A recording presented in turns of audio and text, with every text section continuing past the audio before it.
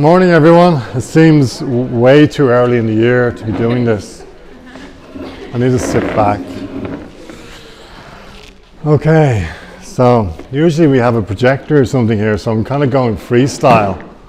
My name is James Merrigan. Karen asked to just introduce me, but it'll just it's better off if I do it. So I graduated here in 2008, MFA. I did my BA in Dún Laoghaire, and I graduated with people like Damien Flood. It was a very different setup because Mark just showed me around the setup now.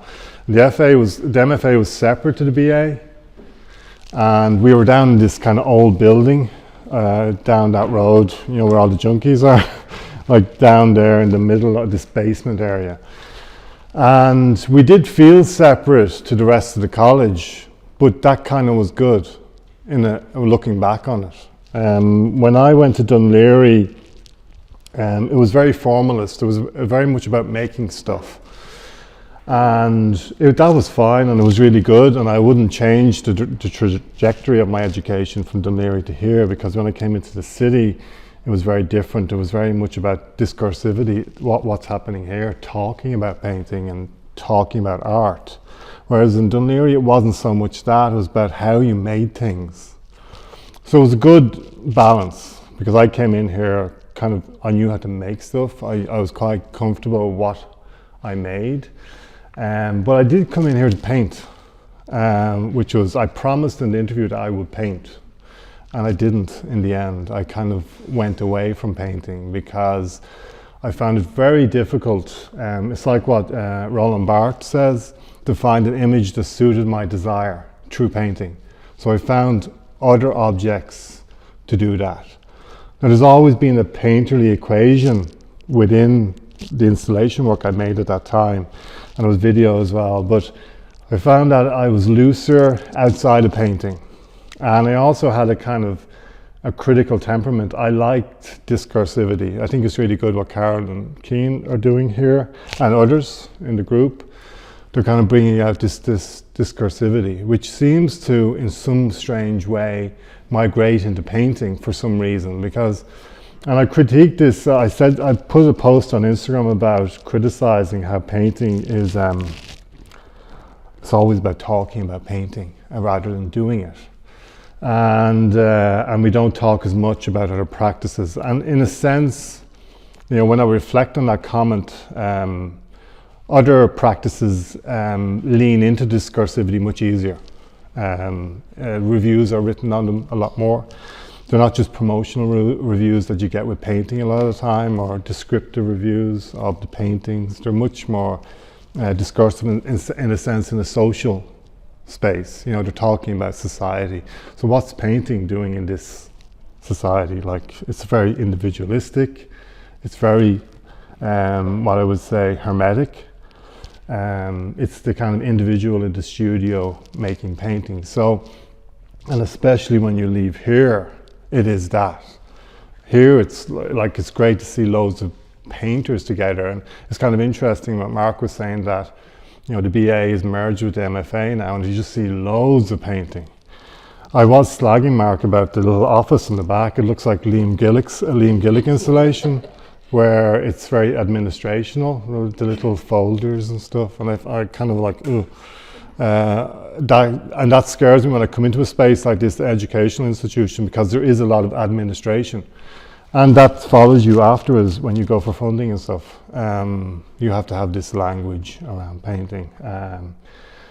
So the best way I suppose I can kind of approach this, I kind of want to move from a kind of personal, where I come from thinking about painting, and then go forward into the space, like to look at two exhibitions that one is still on actually in the RHA.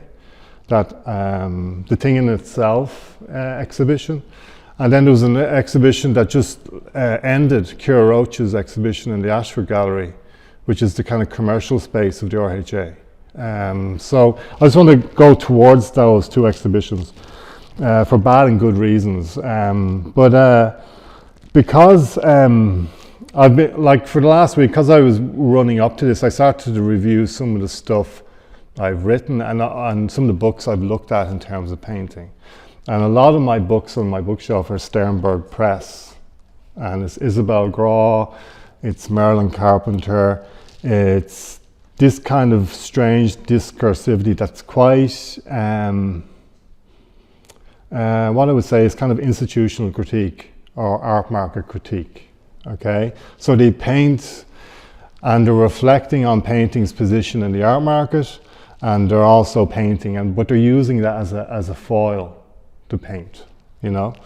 And I'm interested in that thing because sometimes I feel more and more painting is separate from that, and especially how it's migrated into Instagram as an image. And it's kind of, it has been kind of commodified by Instagram in some way.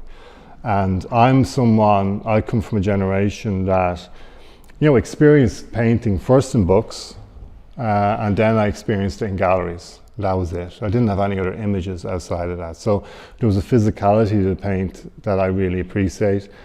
And there's also an ugliness to painting in the flesh. It's not so beautiful, it's very awkward, it's not as good as the digital image. It's all those things that I really appreciate, and I find difficulty experiencing painting in the flesh, especially scale, in terms of scale and stuff. I find like when I go to experience the painting in the flesh, and I go in with an agenda to write, so I'm going in there to sit with the paintings to kind of elicit words. So I'm not going in to take a photograph. That's the worst thing I can do. It's actually, I learned very early on when I was writing as a critic that if I take an image on my phone of a painting and then look at it later and then retrace, re-describe, like I'm much fresher writing about the physical thing in the space rather than writing about an image of the thing in the space. They're just two different animals. So I realized that very quickly as a writer on art. So, like my position, what I'm going to talk about a little bit is my biography in a sense. And I want you to ask questions if you have questions in between, but also afterwards. So, like I'm a lapse painter. My first memory of wanting to be an artist, I was like 11. And my teacher said, you should go to art school, because I did this really cliche painting of a landscape that had perspective in it. And I just did it in class. It was really basic, mountains, like boobs, road this way and that. And he said, listen, you should, and I wouldn't stop painting in the room. Every time we got a chance to paint, I was always painting. So that was the first bit of validation I got, and I wanted to be an artist very early on. Then at 12, in about 13, I won this National Art Award, and I went to meet the Minister for Culture, did all that. So that was huge validation because my parents were there with me. So I went on, and then I wanted to go to art school. So I did that. I went through those things. Now there was moments in which, and this I'm bringing up these biographical things because they will, in a way, clarify my position in relation to painting. Then I wanted to be a professional skateboarder. So I left school at 16. I went to San Francisco. I realized that I'm a culchie from Wicklow. I'm not even in Wicklow town. I'm out in Ockram, which is kind of really tidy towns, really bad roads and stuff. But I realized how bad I was when I went to San Francisco, and I was really, like, I'm 6'6", I'm on a skateboard. So there was a lot of issues with that, but what I found in skateboarding culture was there was a DIY culture in it, okay? So we made our own ramps, we made our own handrails, we did all that stuff ourselves. We learned how to weld, we did all that kind of stuff ourselves. There's also a vernacular around skateboarding that is very subcultural. And it's also resistant to the mainstream. It's critical of the mainstream in a certain way. So I suppose that's where our criticism comes from. I'm very critical of things like Instagram, the mainstream as a big umbrella that kind of absorbs culture, subcultures into itself. You know, so I'm very resistant to those things. So I did that. So I'm part of this kind of culture. I'm very interested in subcultures, punk cultures, and I felt art at that time was a kind of subculture. It was outside of the mainstream. My parents didn't want me to do it. All that kind of stuff. It was great, especially when they didn't want me to do it. I kind of really wanted to go there. So it was kind of, but then when I went into art school, it kind of, I was a painter, and I realized that painting was a little bit passé. Any of the exhibitions, the biennales I went to at that time, there wasn't much painting in it. And there's also this discourse going around the death of painting, which was coming out of the 90s, I suppose, and even the 80s, well, the 90s especially. And there was all these discourses about painting that, you know, why would you paint? And then there's other artists kind of came to the surface at that time, like Luke Tuymans, Willem Sassner. There was these painters that painted in a particular way, tonal way, political way, that had this mood, this ambience that was quite dystopic. Okay, there was something wrong in their landscapes. And I really migrated towards that. So did everyone else, I suppose, at that time, because it was the Tuymans effect, which was very much my era when I was painting. So it was tonal painting, but it was there was this book came out at the time by David Batchelor called Chromophobia, and colour wasn't really a big thing in our college when I was there. So I was interested in tonal painting, I was interested in the psychology of painting. And this psychology of painting has kind of continued on in my kind of discussions, I've set up discussions with painters over the years. You know, I've did interviews. I did an interview with Mark in the back there on film. I have all these documents of interviews that are filmed that haven't been made public yet, but I've always been interested in what the painter is in society, not just their paintings, and why they paint. So if I track back to why I started painting, and this is kind of, I'm oversharing here, but I'm only doing this to make a point. My mother died when I was 12, and I started painting the Madonna and Child over and over again from the age of 12 onwards. And I repeatedly did that. It actually became part of my portfolio when I applied to Dunleary. I just had all these Madonna and Childs. At the time, I didn't actually have a clue. Even my siblings didn't even talk about it. But they just said, oh, just keep on painting. And I kept on painting. Now, it was realistic painting. It was kind of 15th century Renaissance kind of flat painting. But I realized then, and when I suppose my interest in the psychology of the painter became a big thing in my discursivity around painting. Why do painters paint? Why do they do this thing that seems kind of the antithesis of everything else that's happening around? This acceleration of culture, this technological culture. So I was I've been interested in that for a very long time. I'll get a drink. Any questions? Just on the acceleration of culture, I suppose before there was photography would have influenced that at that time, the acceleration of culture. And do you think Instagram has had a negative or a positive effect? It's difficult to know. Like, what I would say is that Merlin Carpenter says something about this, that he says like in the 80s there was the art market that was a problem around painting. That was being argued. And then in the 90s there was this kind of there was relational aesthetics. There was all these different movements towards sociability in society. And painting was kind of, then the whole idea of the crisis of painting and its connection with the art market as well has always been a problem with it. Like you usually experience paintings in commercial galleries.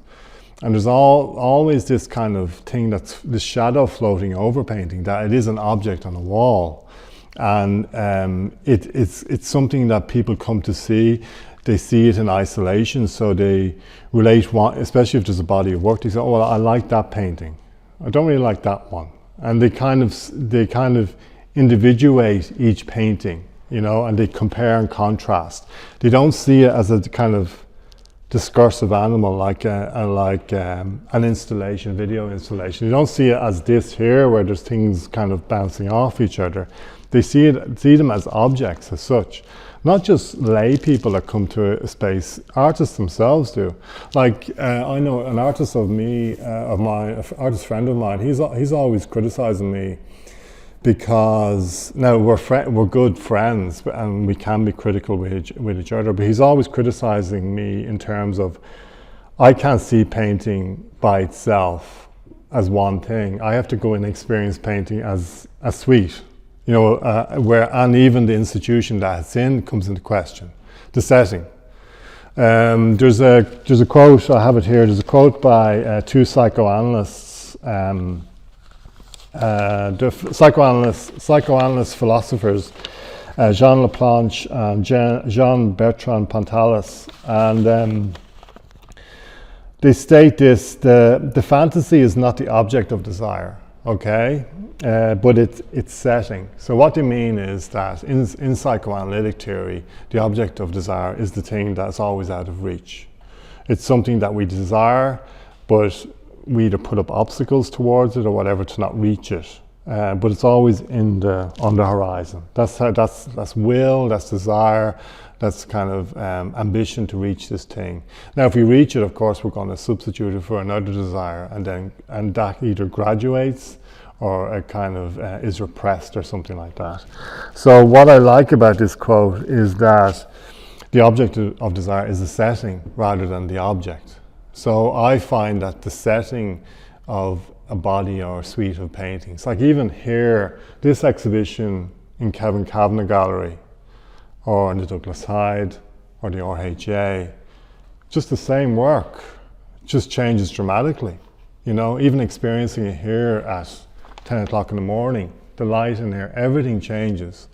My journey up Thomas Street to here changes my appreciation of this, because, you know, all I have in my head at the moment is I walked up from Houston Station and I remember there was a load of junkies on the road with cold sores and you know, their eyes, you know, those dots in their eyes, and I'm bringing that baggage into NCAD, which I did every day as a student as well. So that societal thing, when I come in here, I start to pick up on the floor, the painted floor, the drops of paint, everything changes, you know. So the setting is the object of desire, not the object itself. So I always come to painting as a kind of, as a setting, where the paintings are lodged in this setting rather than, you know, you're going to be, like you're in an institution here, you're going to be kind of graded, you know. And that's difficult because I think that what I did here, and I've been really interested in the setting from a very early stage, what I did when I was in the MFA here is that I was in the back there in the corner. It was very different. There was a little theatre and there was a little projection room where we used to project stuff, have talks in the corner.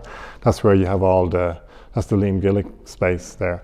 And my space was in the corner, but I don't know if we had more freedom or something, or there was less students, but I changed the whole back room. I painted all the walls brown, and I was bringing in painted elements. It wasn't painting as such, but it was kind of painted installation in a kind of weird way. But I changed the whole corner of the room because I couldn't cope with the white walls here. I felt that, you know, they were creating a setting that wasn't fitting to the work I was making. So I changed the setting to make the work more important or more significant or something. So yeah, your question about Instagram, yeah, I think it's it's really hard to judge in the present what Instagram is doing to painting. I think photography sits better into Instagram or photographers fit way better into Instagram than painters. But weirdly, painters probably use it more than photographers. Photographers are kind of quite coy about their work, and they're quite protective of it because they're putting photography and, you know, fine art photography into Instagram.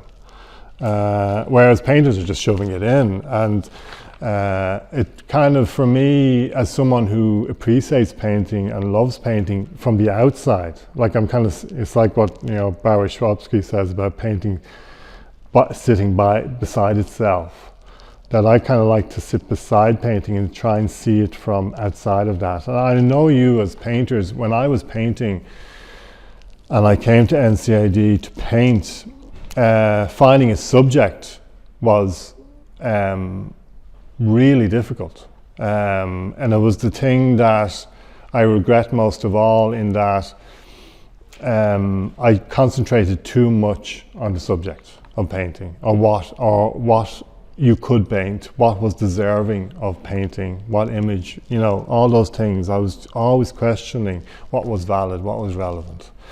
And now we've got such a saturation of what is valid and what is, we can paint anything, but then, it's like what Jean-Paul Sartre talks about, when we have freedom, we get vertigo, there's a kind of paralysis. So in a way, locally, it was much more localized, I think, painting. And when I was in the MFA, there was only a few people painting, and we had other artists. There was only about 3 of us, so me, Damien Flood, and someone else. Like, it was a very close-knit group, and we're always defending our painting in the crits, which was just pointless, because a lot of the lecturers weren't painters. So they were just there to stir we have Kevin Atherton going, well, what about the death of painting? And then that would just start everyone up, and everyone would fall into the trap of it. So I think the problem is painting is always defending itself, and this discursivity comes out of the defense, whereas it shouldn't be defending, it should be just doing the thing, just doing it, and just making paintings. So what else was I going to say? I wanted to talk a little bit about this idea of discursivity as well, in terms of history. I suppose I'm talking about these biographical things to get straight in my head, and hopefully you have some kind of empathy or sympathy towards what I'm talking about. But my first year in Dún Laoghaire, and I was only like 20 or something, and Mick Wilson, who isn't a painter, but he was a lecturer there at the time, he presented one painting, and he did a whole class on it. It was Manet's, what was it? Music in the Tuileries Gardens, 1862. And I remember when I was in the studio, we were always concerned about, what types of paints you're working with, what application, it was a canvas board, all these kind of practical concerns. But when he presented this painting to all of us, a lot of people kind of fell asleep during the talk. But I was kind of interested in, because it was the first time discursivity had been brought into the picture of what painting is. So he presented Manet, who's seen as kind of the first modern painter or modern artist. And if I had looked at a catalogue of Manet's, one of his catalogues in a bookstore, I wouldn't have seen that at all. I wouldn't have seen him as the first modernist artist. I would not have put those two things together. Like, he painted French society, just music gardens, people in the street, So, but the way Mick Wilson presented it, he talked about the characters in the painting. There was people like, I don't think Émile Zola is in the painting, but Charles Baudelaire is in it, the art critic or cultural critic. And he talked about all these people in the space that Manet was painting and what he was reflecting on. And that kind of brought up for me, painting can be about this. It can talk about society. It doesn't have to be this thing, is it an abstract shape? Is it that color? It doesn't have to be within that zone. And then I had a bit of hope for painting, in a strange way. I don't know why, because I felt that painters were kind of isolated because they were just messing around with colours and shapes. And the avant-garde was dead, okay? So they couldn't go back to the avant-garde because that would be kitsch. You know, like trying to reinvent Mondrian or Malevich or any of those and putting them back into a contemporary context was just kitsch. It was just cheap. So even though these were revolutionary periods in time, like a black square, wow, you know. Like, so I was interested in that aspect of things, you know, that painting could be discursive, it could be political, it could talk about society at the moment, even though on the surface, like me, couldn't see it at first. I had someone to tell me it. He had isolated this out. I suppose he was talking to a group of painters and he was trying to bring a more conceptual or discursive edge or an appreciation to painters who are stuck in the studio concerning themselves with practical things. And I think that was the aim of it, in a way. He had separated, he didn't talk about his own work at all. And he just wanted, I suppose, us who were concerned with how do you paint this and how do you paint that and why should you paint that and why, that painting can be this, you know, it can do that. Now, the thing is, this was a kind of a retroactive way of looking at Manet then, and could you do that in, you know, the early 2000s? And I was still stuck, but I was kind of, and in a way it did lead other artists probably away from painting. It didn't have the effect to kind of say, okay, so painting can be this kind of political agent, or it can be a discursive agent. It doesn't just have to be about the form and stuff like that. So I think he was trying to pull us away in some way conceptually. So students who were very young, who didn't really have a clue, they were there, they had come here to paint. And that was it, you know, it was like painting, you know, we're here to paint. So there was a kind of naivete around it.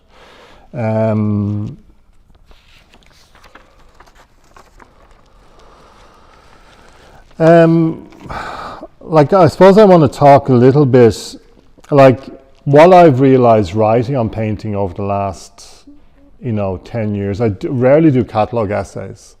And this year I've been asked to do 5. Not last year I was asked to do 5 and I turned them down. Because I find catalogue essays, and it's usually painters actually that ask me. So this discursivity is kind of, there's a hunger from painters around talking about painting, like it's always there. So I turn them down usually because I find it really difficult to write an essay that I've been paid for. Like it's basically that. It becomes a kind of commodification. It gets put into a book. It's a thing that's sold. It's all those things that, as I said earlier, you know, stating my position in relation to, you know, all these mainstream products, that I find it very difficult to write in that context. But what I find interesting about it is that there is a hunger out there among painters to make books and to have a text or a catalogue essay with their paintings. And there's a lot of freedom in catalogue essays that, you know, you can write whatever you want, but in a sense you are talking about the paintings, and you're talking, like, even though Isabel Grau talks about how she's openly critical with her, you know, Sternberg and Texer Kunst colleagues, like, or they can say anything to each other and it's okay. I always find it's really performed. It's really theatrical in a way, because in every text she writes or every interview she does, she always says something kind of critical of her friend. And it just seems that it always is there. It's like there's never an interview where there's something critical not said. You know, it always has to be said. You know, so it doesn't float. So in a way, you're kind of it's kind of promotion. You know, but what I find writing independently on painting when I do is that I get the most readers for painting as well. So that and like. in a big way, you know, and the most responses and the most kind of questions, the most emails and the most direct messages, it's all there. There's this kind of hunger or appetite around painting and painters that is really strange to me. So it's there and I'm here now talking about painting again. What I would say is that like I'm just going back to Merrigan Carpenter. He talks about how he uses painting, and he mentions this. He says this thing, painting as a cover story. And he's quite, you know, he's, as I said, he's quite performative. If you don't know Merrigan Carpenter, he did this exhibition in 2008 called The Opening. And it was in this gallery, a kind of fresh gallery in New York called Rena Spalling's. And it has people like John Kelsey and people like that, people who are kind of, they antagonize the art scene, but they're also very much part of the art market, you know. So they're inside and outside in a kind of weird way. But he did this set of paintings where he painted them in situ on the opening night. But he painted certain comments, you know, negative things about curators or the banks at the time, because it was the moment of the financial crisis and all this. But he did it in situ, and you can see him with his long blonde hair, very skinny. It's kind of very aesthetic kind of thing where he's painting with black paint on these big square paintings. Square canvases, and they're just white and black, and they're dripping, and that's it. So he uses painting in that way. But what he says about painting is that his use of painting is a cover story, in that it kind of subsidizes his practice. He sells paintings, whereas he doesn't sell his other work. So he uses painting as an object that sells to the art market, especially in somewhere like Rena Spalling's.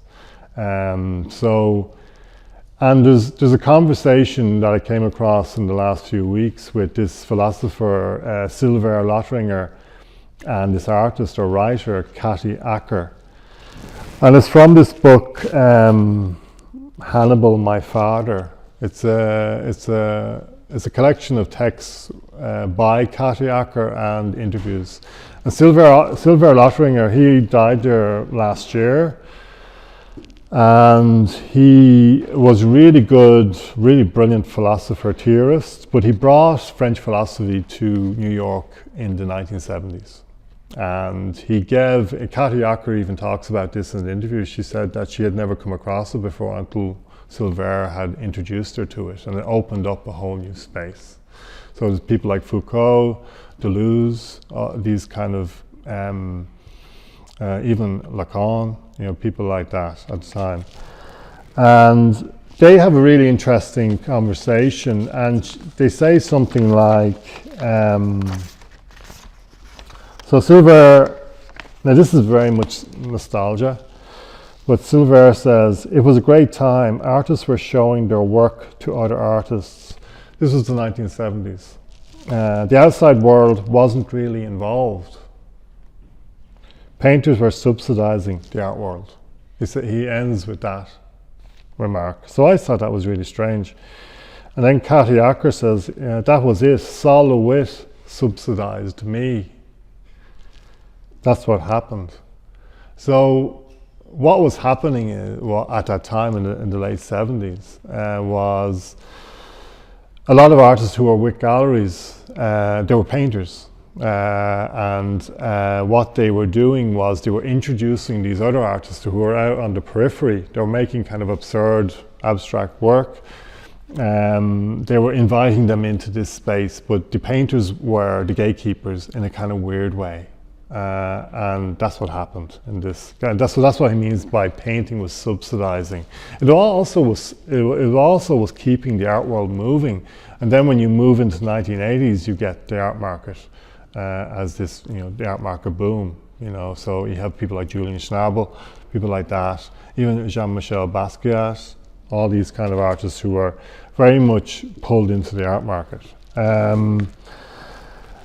Any questions in relation to that?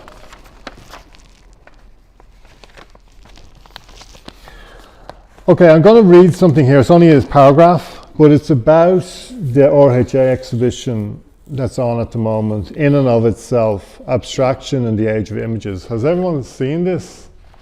What do you think of it? It can be, this is a safe space. I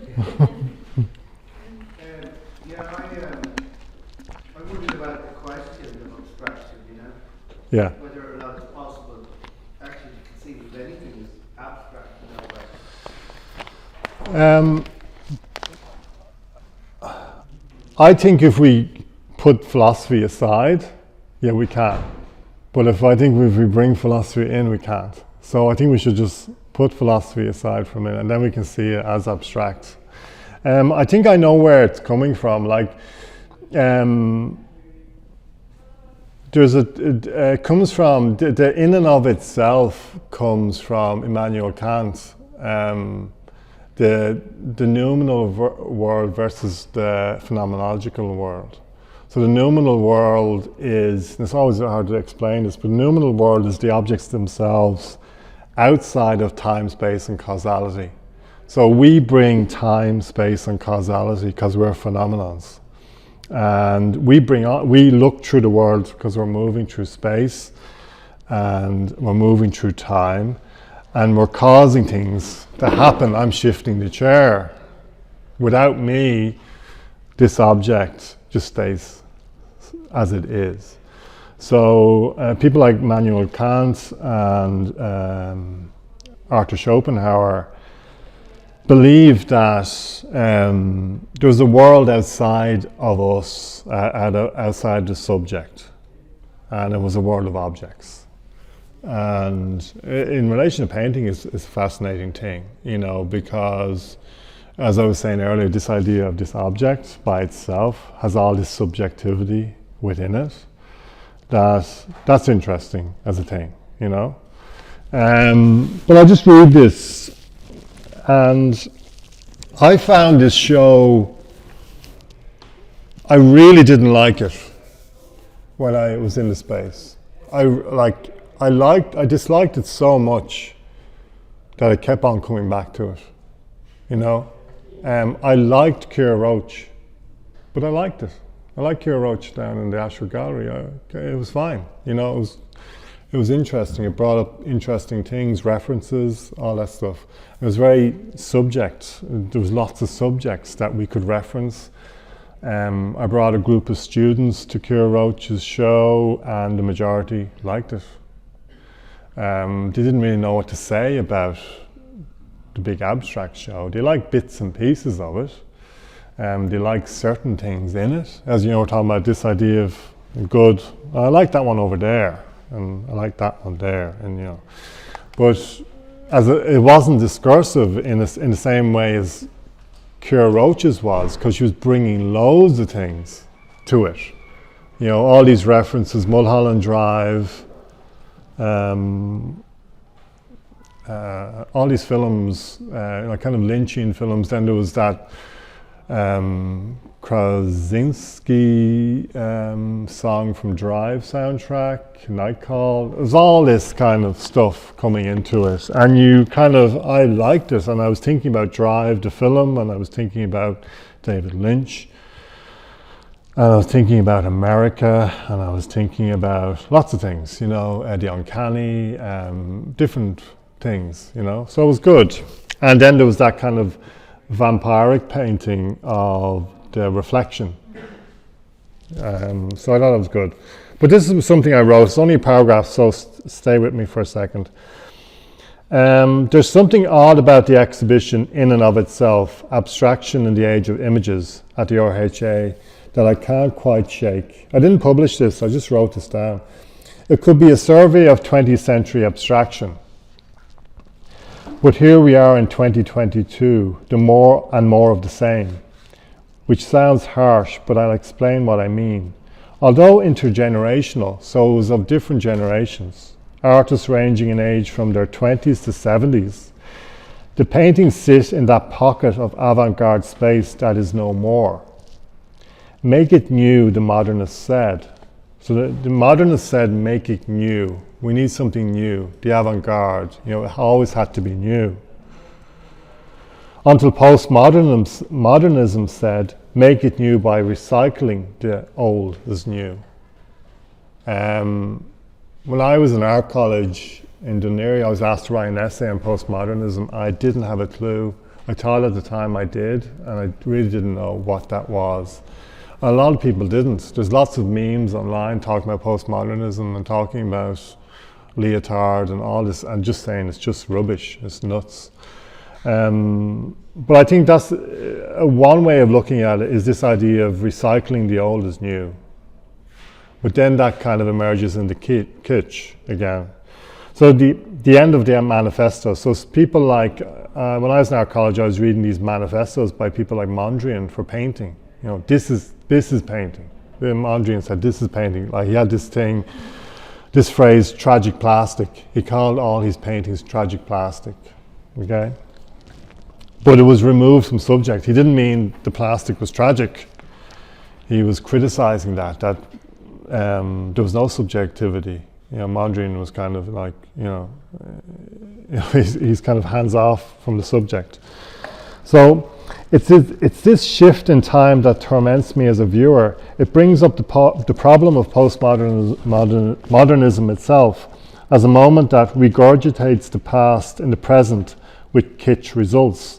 The same way Freud's uncanny is the dusty and repressed past resurfacing in the present. And yet this exhibition is more kitsch than uncanny. Painted abstraction in its heyday, from Malevich to Mondrian, could be described as the avant-garde's last stand before the leggy and promiscuous advent of postmodernism from the 1980s onwards. Abstraction in its most image and content repressed states was indeed revolutionary in an art world sense, the same way Impressionism was before Monet's water lilies became the most popular kitsch postcard gift at museums. So like Monet's water lilies at the time was avant-garde, it was progressive, it was denied in a certain way.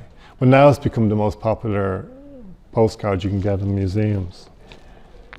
The days in which form was one thing and content was another are long gone. So this idea of form and content, I suppose you're struggling with these things now and how they conjoin.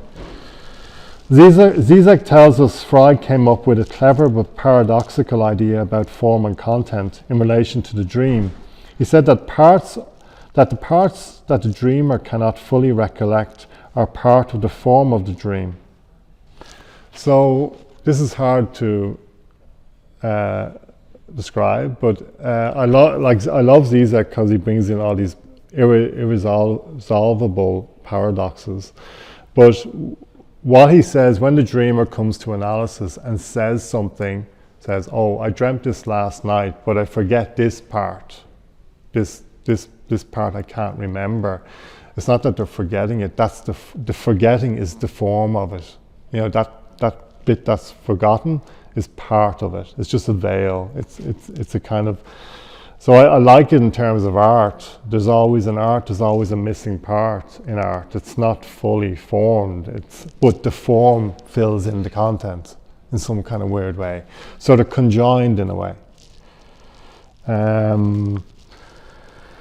So this is a very agreeable perspective for visual artists, where form becomes content and vice versa. Weirdly, this exhibition does not read as an intergenerational exhibition in terms of form, nor as an exhibition that is timeless, but rather one laden down with time, with no content to save it from itself. Question, James. Yeah, go ahead. Yeah, just going back to Mark brought it up, and then you were saying to separate out philosophy. Yeah. And you were talking about Kant and the thing in itself.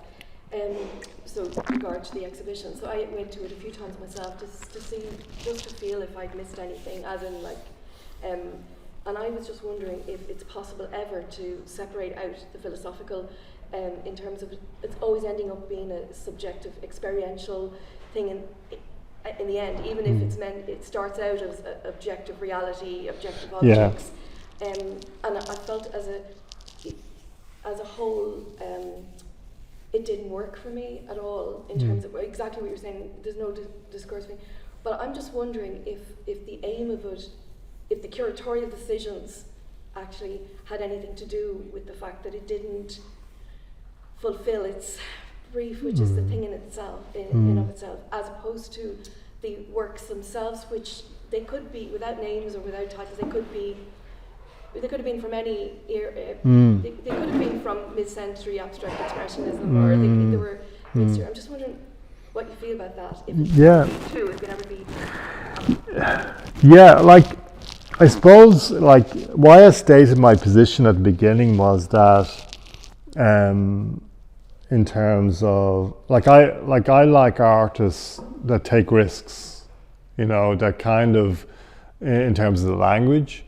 And also, and this can be across the field of art practice. It doesn't just have to be painting. It can be anything, video, installation. We all kind of go to galleries, or I do anyway, to kind of experience risk and not experience something that is very, it's always going to be recognizable as art. We're in here, and at the moment, we're quite conservative in the art world of what we think art is and what it isn't. And we're told by our lecturers or our peers that, well, that's, I don't know if you did that, it may be art. Or if you added that into it, that might be art. Or if you put it on the floor, that might be art. You were always kind of saying we're pushing it a little bit, but it has to fit into a vernacular that is art. And it's not just local art, it's global art now. So, for me, that exhibition brings up the problem of painting itself as a kitsch enterprise in itself, and it can't get outside of itself anymore. It can't go beyond itself. So, riffing on Barry Schwabsky, Isabel Grau talks about, he said painting beside itself. Okay, so she was saying painting beyond itself, and then she's always bringing this idea of expanded painting, and that's painting being progressive. It's moving it outside of the frame, and it can be anything, Whereas I find painting is within a frame, and the limits, that parameter is the limitation of painting. I think all art practice should have limitations. So that border or that frame around the painting is the thing where the action happens, and whether for good or bad, the action happens within that. This notion of expanded painting, which I dipped into as an art student, I was very much into, what's her name? I actually forget them, but they were part of my essays. Gonzalez or Julia, what's her name? No, what's the one that she pulls off? Sorry? Moretta? No. Yeah, she's part of it. Yeah, her as well. She pulled off the canvas and she kind of wrapped them. Yes, there you go. So I was interested in this practice when I was in art school, where I think a lot more risks are taken in art school. There's a lot, that's why I like going to graduate shows, because you get to see art let loose. Whereas out in the art scene, it's very conservative, and it's very contained within the institutions it's showing in, the curators that are curating it. There's all these middle men, middle women that are kind of making it into the thing it is. Whereas in here, it can kind of let loose. But what you find is that in here, what I found anyway, was the work I made in here or in other art institutions, Deleuze, it never translated so well in the art scene proper. It kind of lost its way. It was a little bit too nuts, for the art scene itself.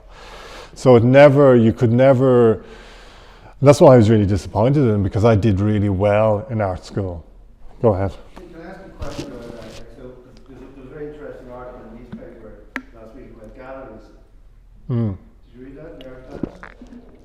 I don't read Irish Times, go ahead.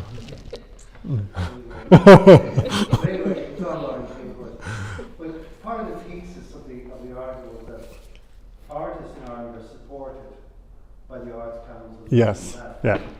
And there's an association still, the Contemporary Art Gallery Association. And one of their objectives is to change this culture of only supporting artists as they see it. They feel that galleries should be supported. Oh, okay. And because they say in a way, they're the ones who support artists and all that. But you can take a different view. You can think that actually galleries support collectors. I'm picking up on your word middle. So in the brokerage, in the middle. It's always hard to know. In any agent, sort of words with regard who's really supporting who. But what you're thinking about that, it's like a valve, which way something goes in and which way it comes out. In terms of the transformation of the art output between the institution and what we call the field, or another popular cliche, the real world. Who's really calling the shots? Oh. Is it the collectoral culture? Is it the culture of the clientele? Or are artists truly supported by that culture beyond the institution? Well, like when I was in art school and around 2006 to 2008, just say here, I wanted to be with a gallery. I wanted to be with a gallery. That was the desire. And then one of my peers out of the MFA, Damien Flood, got represented by Green and Red, which I was really envious about, like at the time. And a lot of people in the MFA group were. I could say to Damien, because we had that open thing, and so, but I got over it. And then I realized that, well, the work I was making wasn't fit for gallery representation. And I even had a conversation with Mother's Thanks Station. I was making this work and I was very visible at the time. And they said, I don't mind saying this, they said, oh, do you have any objects that we could actually put on the wall or on the floor? Because I wasn't really making objects, I was making these installations that were inset into the gallery space. So they were put in and then they were taken out. I was like completely flabbergasted because I realized that I had to make objects.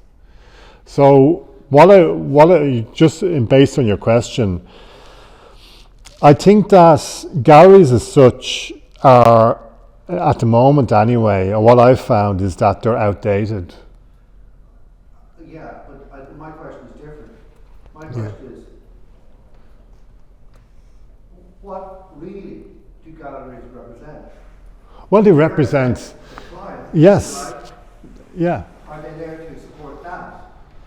Or are they actually there to, if you like, as they would purport, to support artists and to bring on like the next generation, for example? Well, I think the artist feels supported.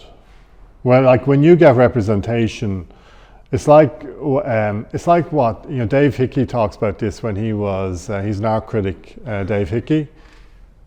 He's probably in his 80s now, but he's very massive influence on my writing. And he talked about how when he was curating, and he had a gallery, that when he went into the studio and he said to the artist, "Oh, this is art," they all of a sudden had this confidence that, oh, it is art, it's not just stuff in the studio. So all of a sudden they felt support and they felt that, oh, someone outside of me thinks this is art. Because a lot of the time artists don't know what they're making is art, or the thing in the corner is actually art rather than the thing they're working on is art.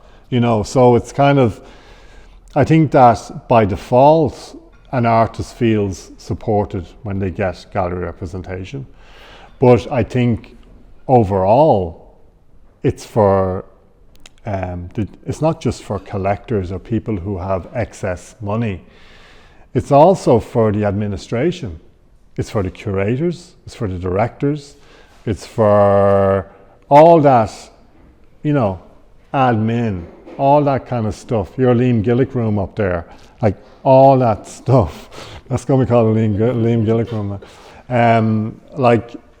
It's for that. It is for that, and that's the problem with the art world as I became to learn it. Like, I'm interested in artists like Andrea Frazier and Marilyn Carpenter because they're weirdly critiquing the art world and the market, but then they're part of it and they're living off the art market. So this is how you live. You compromise. But if you say to an artist who's represented by a gallery that, well, they don't really feel as much as maybe I feel it. They don't feel that tension as much. Well, of course they're going to have to believe that because there's kind of cognitive dissonance in terms of they're getting money or they're getting support, so they have to believe the gallery system is okay. So those outside the gallery system who aren't represented are just going to talk shit about the galleries all the time. But those in it are going to actually celebrate it in some way because they get to dress up, they get to go to art fairs, wear really strange clothes, that kind of stuff, So it's really tricky money and art. But I think talking about the administration, I think artists have lost their power. To the point, and I don't mean they've lost their power, they don't actually understand what their power is anymore. So there's less DIY culture, there's less artist DIY culture. I started this off as a subcultural thing that you go out and make your own shit. You make your own galleries. Like as I did as a skateboarder, I made my ramps because there was no skate parks in the 90s. Now there's loads of them everywhere. But we had to make our shit to do our shit. And it was for an audience of one. It was for skateboarders. People thought we were a complete annoyance. But that was fine. 5 skateboarders around you was enough to keep being motivated for this thing. So now we have speed curating that VAI do. We have all the curators named and profiled on the VAI website with their professionalism. None of the artists are named because they're arbitrary. They're not listed. So you have this space in which artists have forgot that, they can actually do their own thing. And forget about, every time I bring this up, they talk about rent in Dublin and all this bullshit. It was done before it can be done again, And it doesn't have to be an art space in which has been, somewhere like Palace Projects, which has been there for over 20 years, but that isn't an artist-run space anymore. I don't find that to be I think that's just an institution. It's another institution.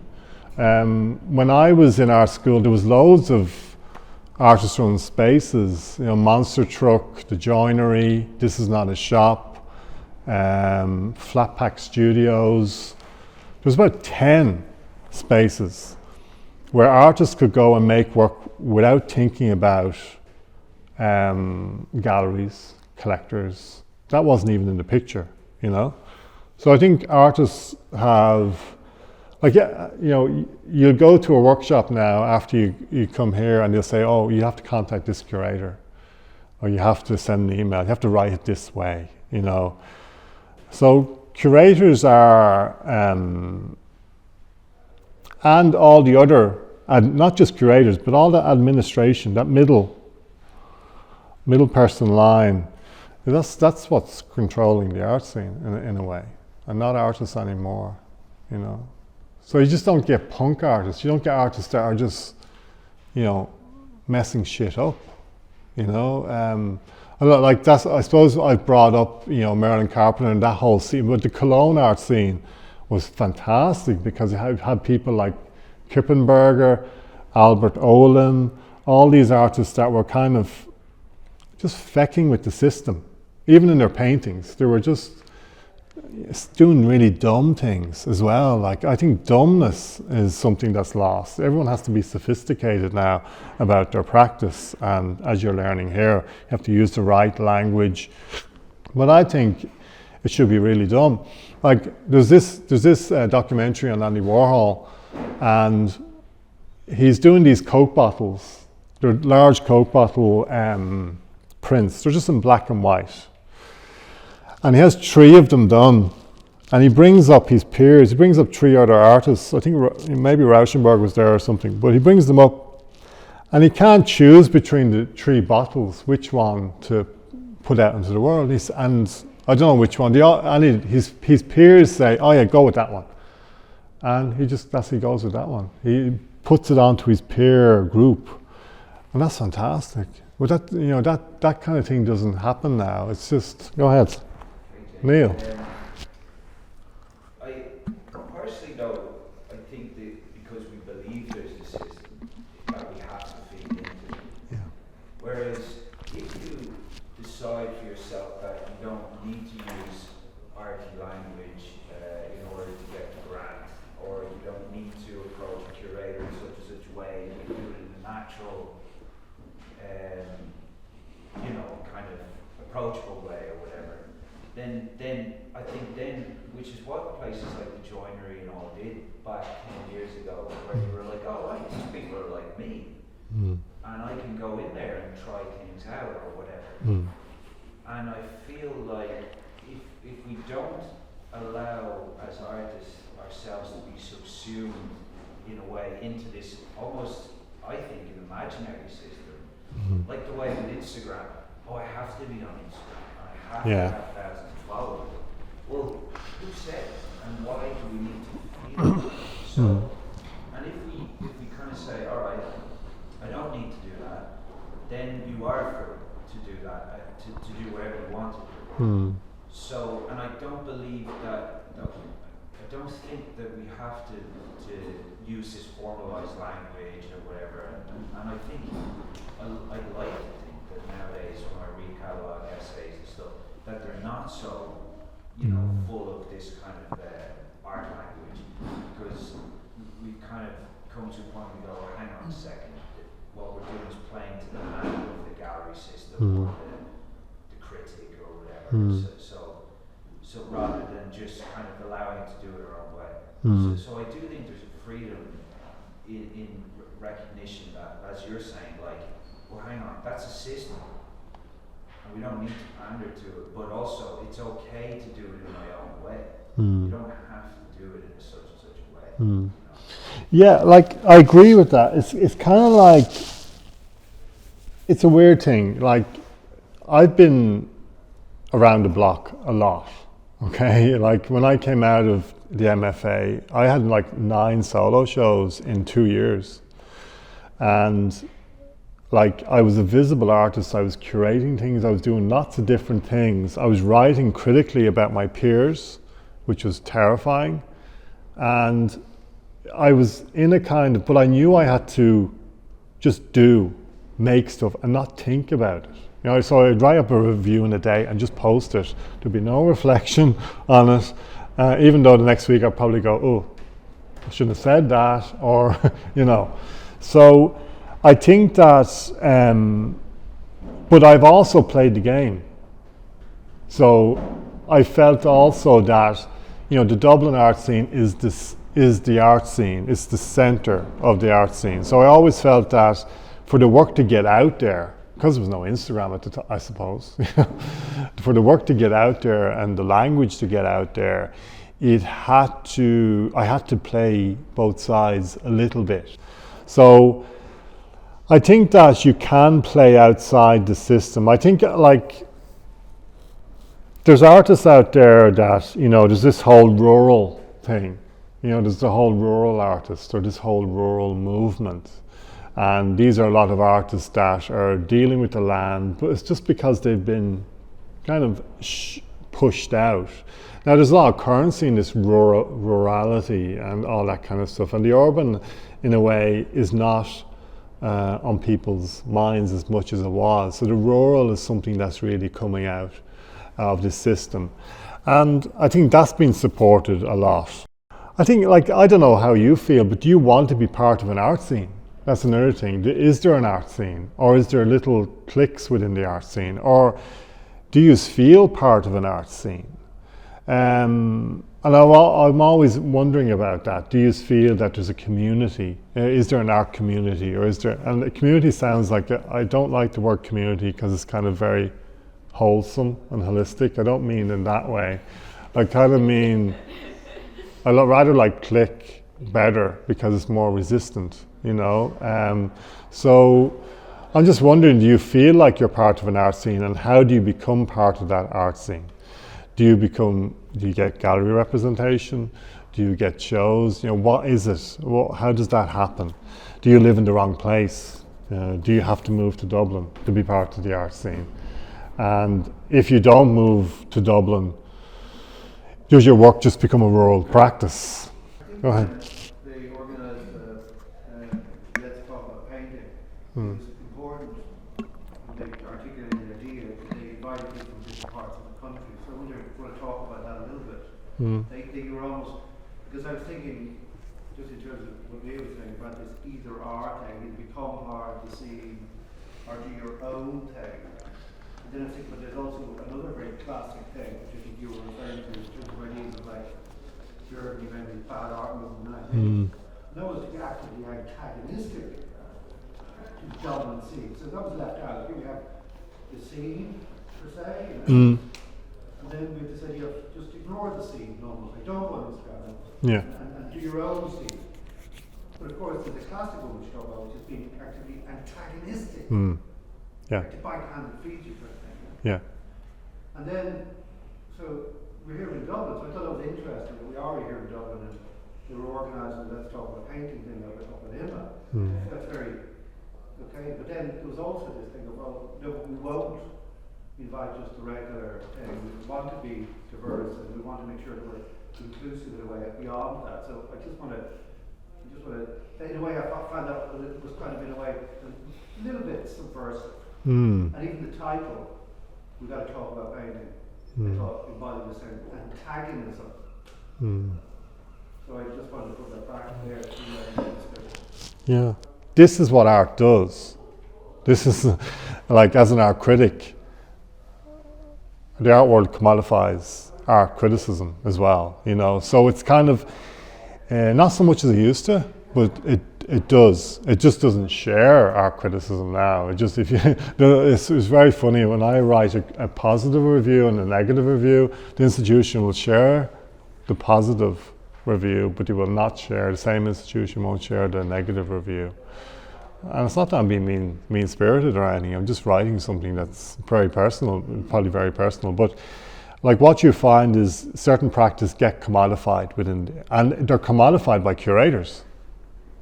Because curators write kind of thematic exhibitions. They bring them all together and they put them into a fenced out, you know, chicken wired fenced out space, and they put them all together and say, oh, this is rural practice. So all of a sudden, something that was much more antagonistic and open becomes commodified into this space. So curators, when you think about it, I'm just thinking off the top of my head, they do commodify our practice. And so when, you know, Mark brings up subversive and antagonism, that's something I miss in the art scene. Like antagonism, you know, practices that are, you know, the survey exhibition of abstraction, that's not antagonism, that's just kitsch. It's just here we go again. You know, here's 100 works, and they all have sharp edges or whatever. They're abstract. They're in and of themselves. It's just commodifying them into this thing. There's no antagonism in that exhibition. Just going back to your thing about setting then as well. And there's discursivity and the idea of continuation, that we have limits to the painting.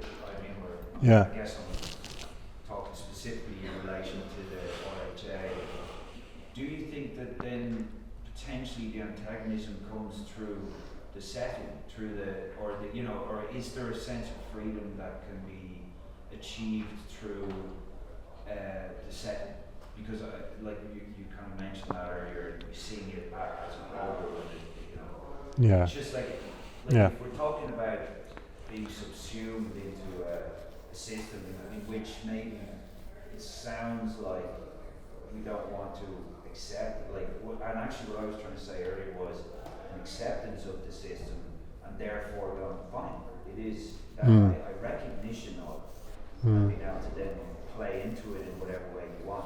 Yeah. But do you think that there's some sense of freedom that can be achieved, or where is that freedom now, say specifically with, say, painting, or is it possible at all?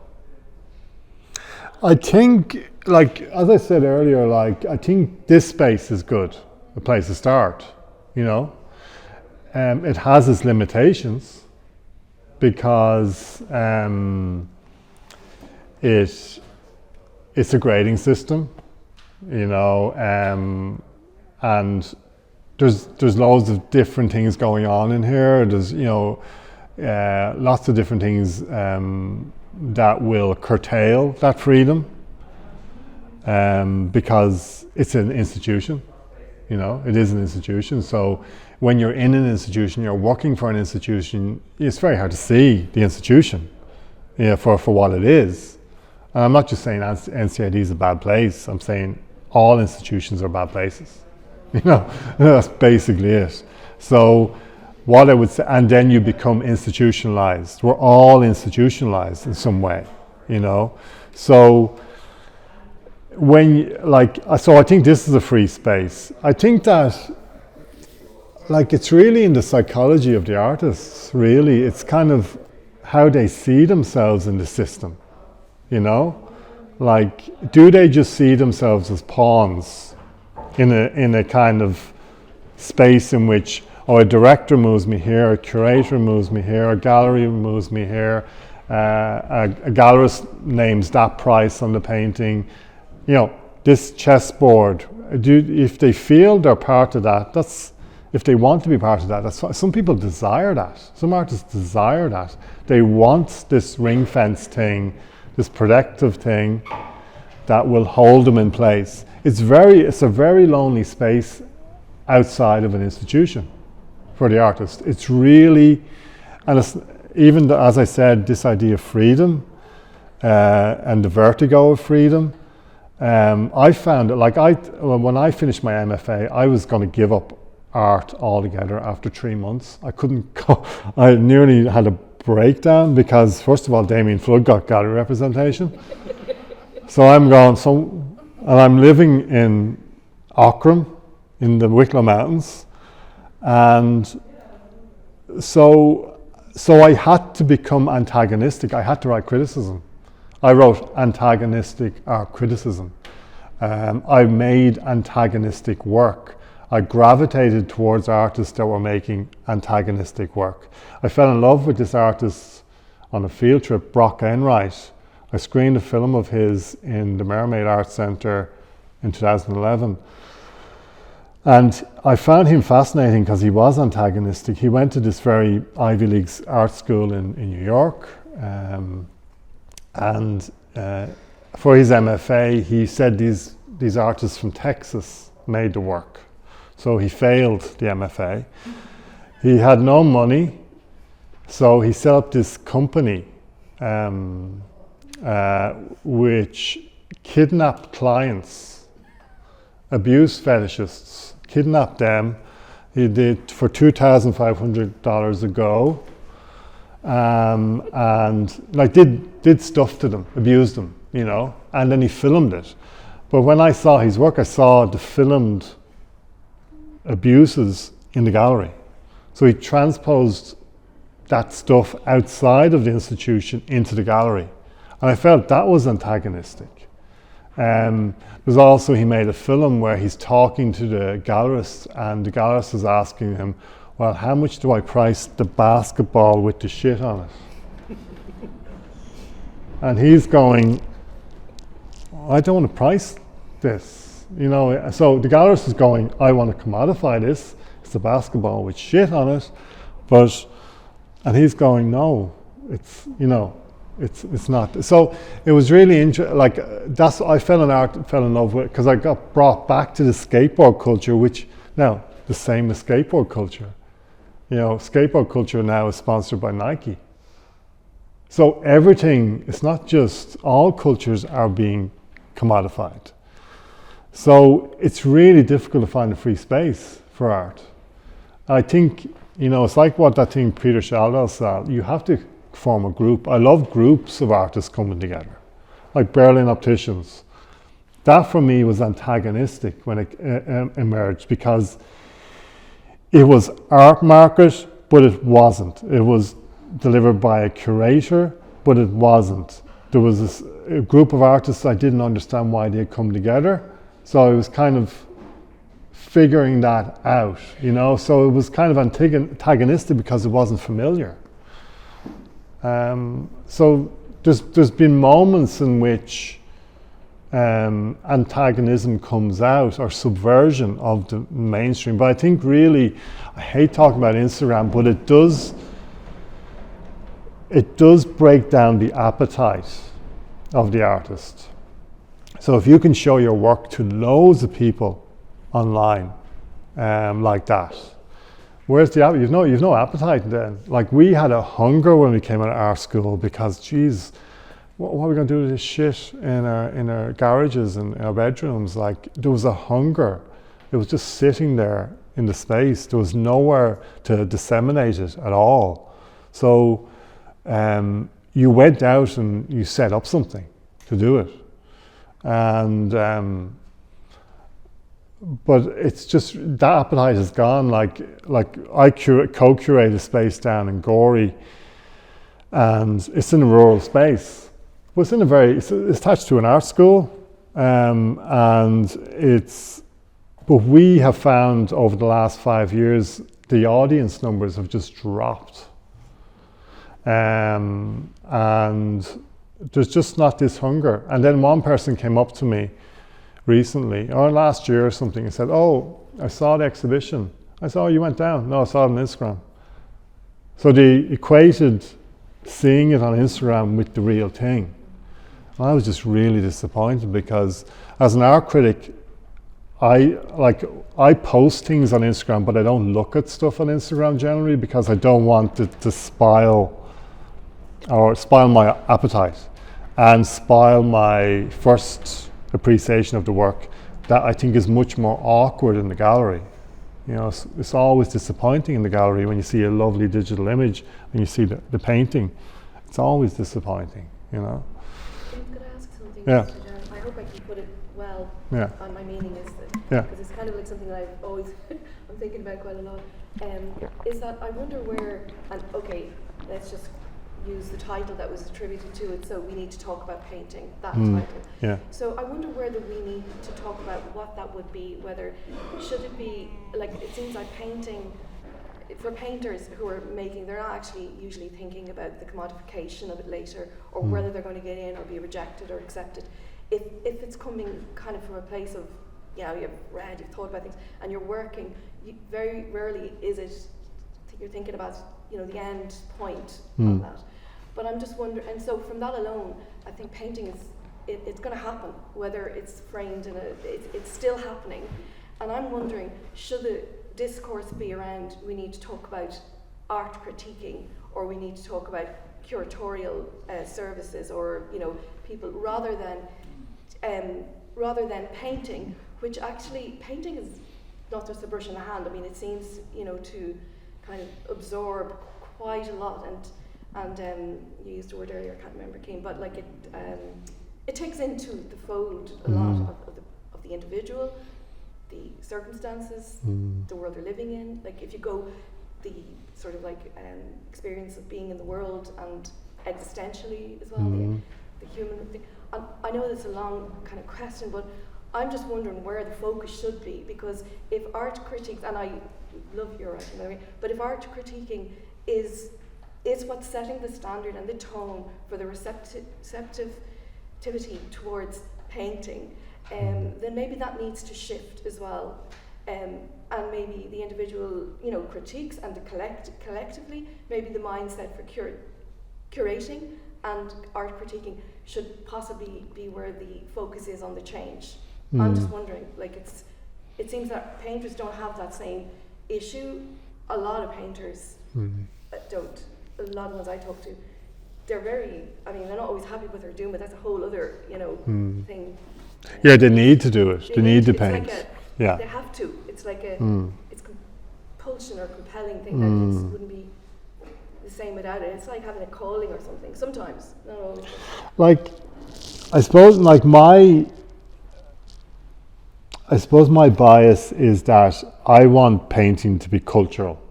I want it to actually do something, affect something. I don't want it to be insular in a certain way. But I think that, there's loads of contradictions here. I get painting because I painted for nearly 10 years. I don't think, a lot of curators don't get painting, generally. A lot of my painter friends would say when they have a curator visit, they just don't talk to them about painting the way they would like them to talk about them. It's very detached or something. Even if I brought up Isabel Graw, when she's writing about painting, it's very detached, it's very curatorial. So I think painting is something that goes back to this kind of skateboard culture. Skateboarders got skateboarded because they skateboarded together and they understood the tricks, they understood the difficulty, they understood, it's like any game, So I think I get painting because I painted for a very long time. I felt the frustration in the space. I was obsessional about painting. It's all I wanted to do. So when I go to experience the painting, I experience it through that lens because I experience sitting in the studio painting. But I think a lot of people don't. A lot of people that haven't painted, there's a separation, there's a detachment from that experience.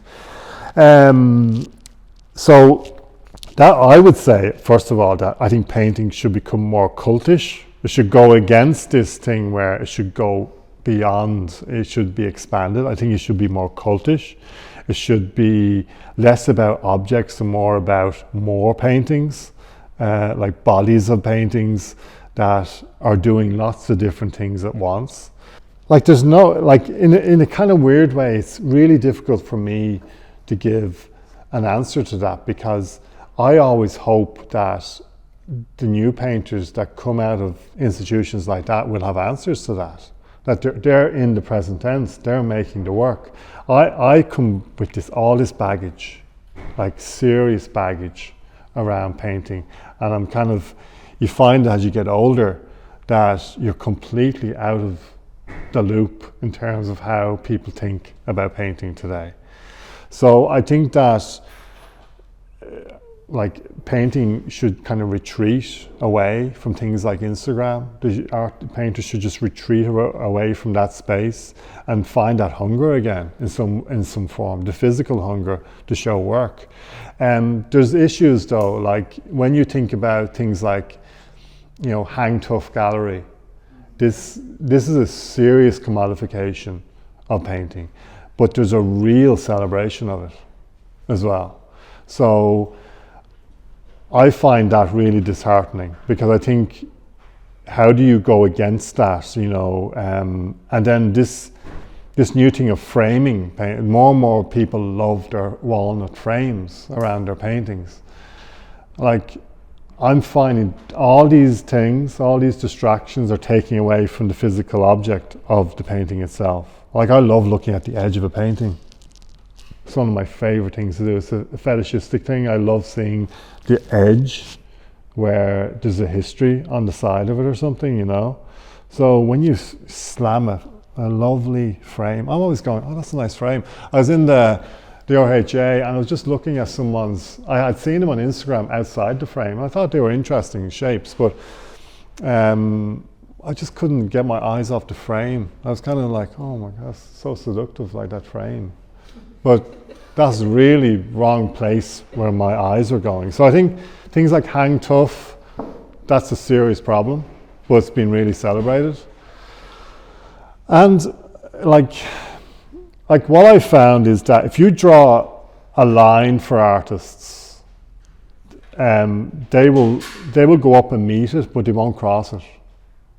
Generally, I find that, like, and I know it's a terrible thing to say, like, because I got into art because I thought artists would cross the line, and I'm really interested in artists that do cross the line, but more and more that line is getting further and further away from the artists. I feel that they've become too much part of the system, and they're more primed and prone to it because it's a visual culture. It's a visual digital culture. So Instagram is a kind of a nice thing for artists. Like if I go in and do a lecture on painting, usually I have a screen behind me. I've done this test where I put up text on the screen and no one talks. And I put up an image and artists will just talk all day. If you introduce artists to just text, they just go, oh, what am I looking at? They don't see that as, it doesn't energize them at all. So I think that artists in this new visual imagistic culture find it very hard to get out of it. They're seduced by images generally. So I think it's very difficult for artists now to kind of see new lines in the sand because there's just too much, you know? So that's what I miss, just antagonism. And it's just because there's no artist-run spaces. A lot of it is artist-run or artist-initiated or just artists not, like even what I said about catalogue essays, like I just think there's too many writers making money off artists in catalogue essays. I think there's too many graphic designers making money of artists. Well, like when you see an arts funding application and they've set aside $2,000 for the graphic designer and $2,000 for the writer, and it's just bonkers. It's bonkers just to make these objects that no one will look at. They'll like I love books, but artist books are terrible things because they're too self-conscious. They're all about the embossed lettering and the hardback and the inside. Oh, look at my silver inlay sheet. You know, they're just horrible things. You know, I love really plain shit. You know, a book that is just really basic. You know, so I think that artists have fallen into the trap of these seductive products and images, making their paintings look good, getting a good photographer, paying them stupid money to photograph their exhibitions. Like someone said to me, I exhibited somewhere in Roscommon and the art centre up there, and 3 people turned up for the opening. One was my sister, the other was my nephew, and the other person was Catherine Waugh from Galway. She's a philosopher. And we went out, we got drunk, and my 10-year-old nephew was there as well, but he kind of just had Coke. And we were just so like, why are we doing this? You know, why are we doing this? So I think that like antagonism is the word for me. I always felt that art is antagonistic. It's a cultural thing, it's a subcultural thing, and it should do things that make people uncomfortable, you know, in some way. And artists should feel a little bit of fear when they're showing their work as well. That they're not confident about it at all. They're kind of, so these are the things I think art should do. But it's less and less this is happening. So I just want to again come back to this theme, I suppose, of the institution and the field or the real world, institution or the world. It's very interesting that the institution then has credibility, you know, because in a way the institution is the kind of holder of like standards, you know, like professional standards. Yeah. That's the key word, professional. And that stands in remarkable contrast to the term that you're referring to all the time, which is DIY, which is kind of like nature, improvising, non-professional. And you say like, we made our own shit, so we do our own shit. Yeah. You know, it's kind of, it's beyond the institution in a way. It's like it's professional. And I'm also thinking that academically here, in terms of modularization, all those kind of things, like we of course, I suppose I'm interested back when you were in Deleuze, or maybe even here, that was probably in the period in which the formalization of like professional practice, for instance, you know, and became a kind of subject, and maybe, because I'm trying to think about it, like how it got turned around, this idea that, you know, actually the system is there to serve, but you're talking about the administrative or the commercial or the curatorial, or, and I think, how did that happen? Like, what's that moment? What's that kind of little praxis there? And yeah, just around that, you know, how does the institution, how do you frame an idea of a DIY? How do you reconcile that with the idea that, you know, people are an institution, which actually its responsibility is to maintain standards and to benchmark standards at what's often called a professional level. Yeah. There, yeah. Use the term earlier, cognitive Yeah. for the student. Yeah. In a way, one moment there is to be somebody advocating for DIY, kind of a celebration of the improvised and the shitty and the ad hoc. At the same time, the National College of Design, I know. which is about benchmarking, if you like, this kind of standard professionalization.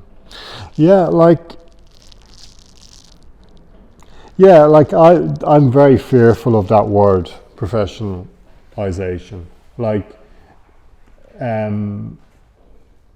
when you, just say when you leave here, you'll have to write up Arts Council funding applications. And there's a professional way of doing that. There's a way of doing that will tick the boxes to get the funding. And when you adapt that language, it changes you. I'm not just saying you can willy-nilly adapt. Like, it takes a while. I took nearly 6 years to get Arts Council funding because I went through a series of writing them DIY badly. And then over that period, I figured out, well, this is the wrong word. You have to use that word. So I think that all these instruments, all this administration, being here, this is going to change you. And in this kind of institutional blanket, there's the contradictions between freedom to do what you want on a certain level, although people are looking over your shoulder who so-called know about what to do. And so I think that there's all these contradictions, that you're under this standardized program that most people do want to get a good grade, you know, in some way. You're going to have to write a thesis, which also formalizes your practice in some way. You do write a thesis, don't you? Like how many? You have a choice, you can do something like this or you can do a thesis. Yeah, so there's all this formalization, and then you go out into the world, and it's a space in which it's kind of a space in which you're kind of left alone in a certain way. And the freedom, I think you feel like you have loads. I felt when I was doing the MFA, I had loads of freedom here. I had good teachers. I had antagonistic teachers. I had people like Joan Fowler, who, when visiting lecturers came here, she went at them, you know, critically. And not personally, she just was very inquisitive, and she used to say shit to them and make them, one person walked out. Now she was very, if you knew Joan Fowler, it's not personal, it's just very level critique. And I was like, I loved that antagonism, it was fantastic. So I don't know what this is like 2008, so the world has changed dramatically since then. And I don't know what this is a very different setup to the setup I was in. But, and it was much more, we had to write a thesis, I think it was 10,000 words. Because I wrote a lot, I wrote 40,000 words, you know. But I don't think my lecturer read that thing. But I knew that. I had to get it out. And it was a critique, it was antagonistic. So I think that this idea of professionalization is a problem. I think it's not just a problem in the gallery sector or the curatorial sector or whatever else it is. I think it's a problem in institutions as well, because they have become standardized. They have become, you have to show evidence, you have to quantify, quality assurance. All this kind of stuff is in the air. And the people who work in institutions are under that shadow all the time. Well, once again, those people who work here will have to fall in place, and they will see it as that as well. They say, you know, it's like, listen, it's really hard to live as an artist in the world. Teaching allows you to survive, basically. Like, I know artists who are with galleries and they barely get by. They're living at home with their parents, you know. But on the outside, they're seeing, oh, they're with a gallery, they're sorted, you know. But they're not, really.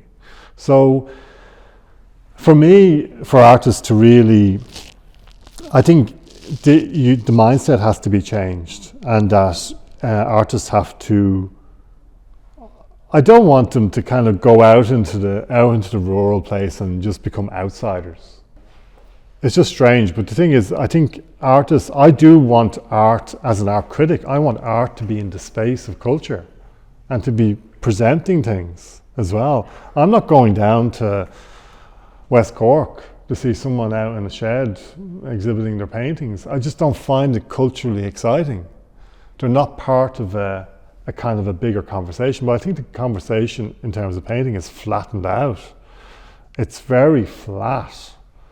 You think that's true, that surprise factor, right? I wish your voice said about not looking at Instagram because you wasn't. Yeah. And that makes sense to me. Of course, I knew for most of my life of not having that effect, you know. Like, Yeah. but like, I think about like being in the city of London or somewhere, you know where the galleries are, and you go down the street, Yeah. down the street in front of it, and then there's this moment of anticipation because you go through a door, Yeah. and then bang, there it is, and Mm. you see it all at once. Mm. It's a surprise, and that's Yeah. kind of, before we get into, even if you think about whether you actually like the art or not, or Yeah.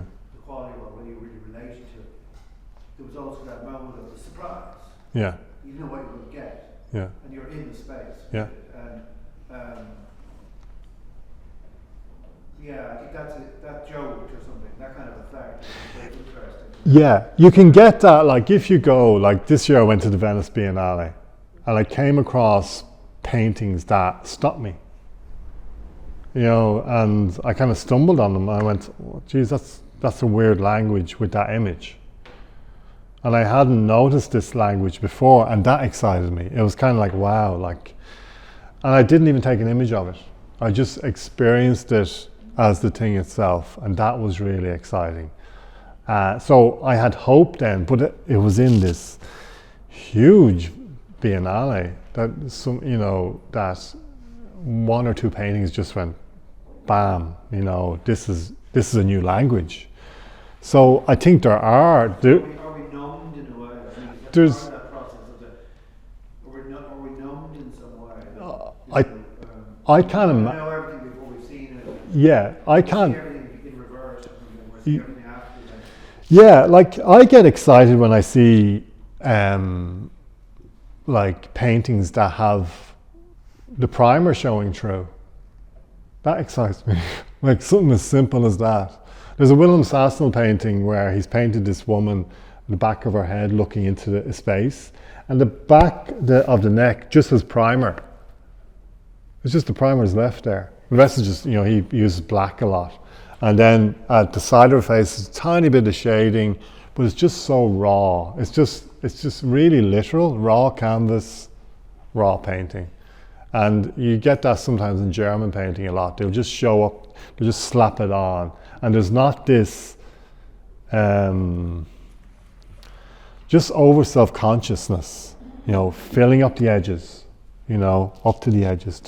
There's a rawness. It's not that it's in process, it's done, but it's just still, it has that kind of vitalism, that liveliness. That's a lot of paintings I find today are finished off. They're literally finished off. So that's some. But also the availability of all of that space, because you mentioned earlier on as well. Sorry, you talked about when you were going, you call it the Timons effect. Yeah. So that's, well, for me, what the Timons effect is now is a kind of a canary in the what is it, the mine. It was early harbinger of that effect. Because what people talk about is the Timon effect. What it meant was written, but I can't remember what it was that Timon had this huge, because he worked from reproduced images, and then he made these paintings in a way that reproduced in a certain way. So that it had a really, and also they're kind of doable. When you look at the Timons, you kind of think, yeah, it's manageable, I can do this. So the effect was that it was extraordinarily influential on a new generation of artists. The Timons effect was the pervasiveness of this way of thinking about painting an image. And it was also at the moment, I think, where different to Gilles and that has another kind of effect, because Timons happens at the moment when you're beginning to see newspapers with colour. So everything kind of looked like it looked from the Timons. Newspaper images looked like the Timons. It's like faded. It was also a time when art magazines were in full colour. So Timons is this moment of this kind of saturation of the image. That's the Timons effect. And it was amazing the influence of that. Because actually, the weird thing was, in every art college, everybody was painting like New Timons. And it was a big break, because one of the ideas about art college was you paint really big. It was a place where an art college was a place that meant huge spaces where you could make paintings that weren't like made in a domestic place. You'd have to be in an art college to make a big painting. But the Timons effect was to make small paintings. So it was the influence, wasn't it? Yeah. And now, with Instagram, it's the Instagram effect, in that, the thing about Timons is what was wrong with the Timons effect is you should never be derivative. You're supposed to be original. But with Instagram, it's a bit like, it's an even greater amplification of that. Because it's impossible to be original, because you're actually witnessing the fact that everything that can be done is being done all the time in every possible permutation. Yeah, it's paralyzing. Like, what I would say is that you have to single it out. You have to come off Instagram, basically, as well. You have to get off that thing. But also, like, it's really good having influences and allies. What I would say, people that go up to that line. I think, I'm coming from a different, once again, I'm coming from this position that art is subversive, it's antagonistic. Not all you guys are into that. You don't want to be subversive or antagonistic, So I'm coming from that position. So subversion is something that is sometimes difficult to sit with as well. It's risky, especially the way culture is today. It's kind of like anything goes. So subversion is doing something that you yourself may not understand in that given moment. And that you're just you're going with it. You're going with this, and this can be in any product or any cultural product, So, and that can be exciting. That can be exciting to do things that you're not fully behind, that you don't fully know about. Like, it's that whole Warhol thing, that he was doing lots of stuff. I find him more and more fascinating as I get older. I didn't like him when I was in art school, but as I get older, I find him more and more fascinating because he was part of a peer group. They weren't his friends. There were a lot of people that just wandered into that factory, actors, down and out actors, homeless, whatever, prostitutes, whatever it was. But he used the culture around him, a local culture. The art scene in New York wasn't what it was now. I think they were called like the the Fabulous 500 or something. There was about 500 artists in New York at the time.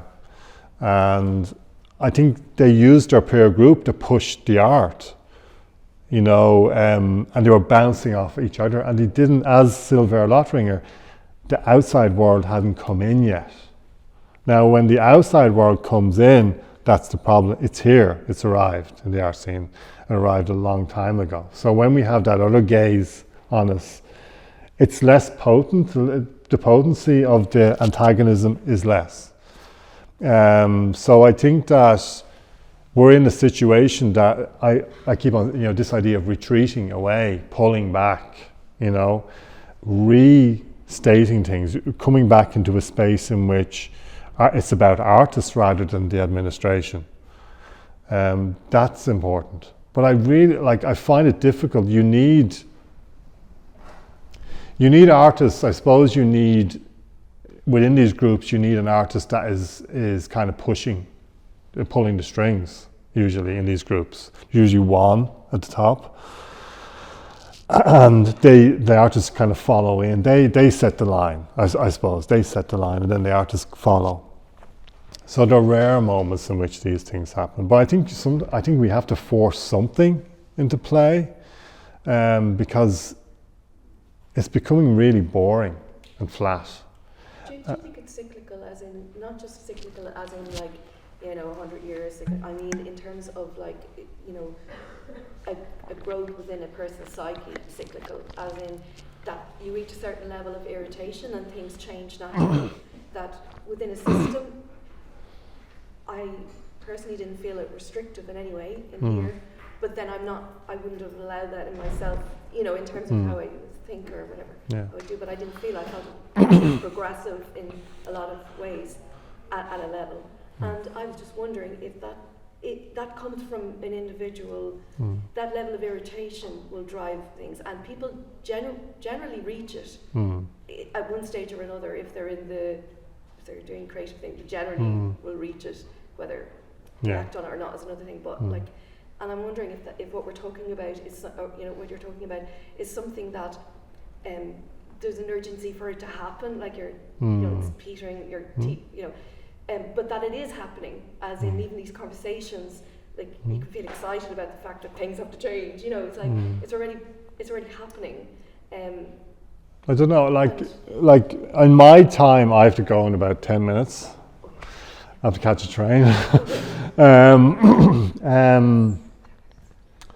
What I would say is that on my watch, the art scene has gradually. Now I know you can become, I suppose, exhausted by something. Newness kind of gets old, and you see you kind of have a warehouse of images, and the newness that you felt 10 years ago is not so new now. These things happen. But what I would say is, in my trajectory as an art critic and an artist, is that I emerged during the financial crisis. There was also a so-called critical crisis. Okay, so Circa magazine fell through. That was the space in which I wanted to get my work reviewed. That was the desire. So that fell through. I started writing for them the time they fell. Their funding went. Okay, and then there was a whole debate about art criticism. I went to countless seminars on the death of art criticism. The problem was it was already dead. The minute you start saying about something is dead, it's actually dead. So it was just one of those extinction bursts at the end. It was like, okay, it's dead, but we're going to talk about it a lot. And it's not going to come back. And it didn't. This other phenomenon called art writing, not art criticism, art writing, which writes alongside the art object, doesn't interrogate it at all. It just writes along side by side. So the art critic is in the train. I'm having a cup of coffee and I'm thinking about Merlin Carpenter's work, and that brings me to this other idea. And then they go off. They're gone. They're gone into the orbit of the metaphysical. Okay, so that phenomenon took over. And then it just gradually kind of artist run. There was all these seminars about artist run. Palace Projects did a book on it. That was the death. That's the dead book. That wasn't about bringing artist run back. That was saying, okay, we need to archive this thing because it's already dead. Okay? So on my watch, it's gradually descended and flattened out. So it's kind of, for me, I don't see, among that, around that time, I mentioned Berlin Opticians, there's been moments where things have kind of bubbled up and you go, oh, what's that thing? Now, that's weird, that's quirky, and that's kind of unsettled the flatness. But weirdly, it's mainly flat. And it kind of just, and then Instagram is horrendous. I don't think, I've been writing about Instagram. I hate even mentioning the word, but I've been writing about it for about 5 years saying this is a problem.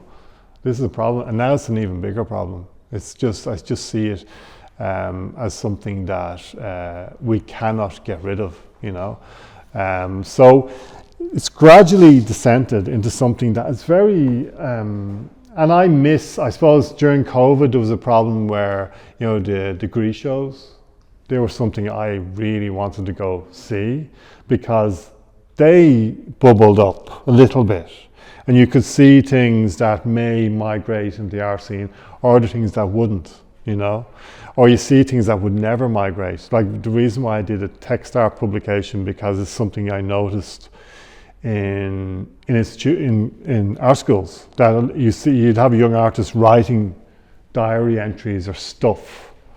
It was kind of a form of text art, but you'd never see it graduate into the galleries, commercial or public or whatever.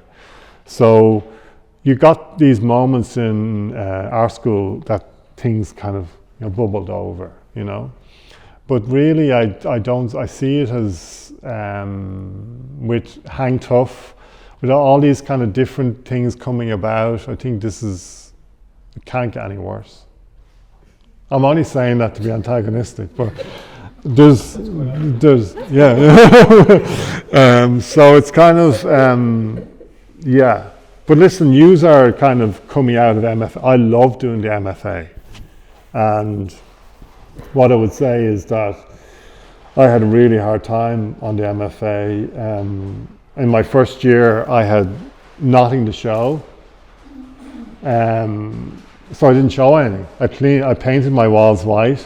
I put a really pretentious letter on the wall with raison d'etre, of course. I wouldn't say reason for being. I had to do it in French.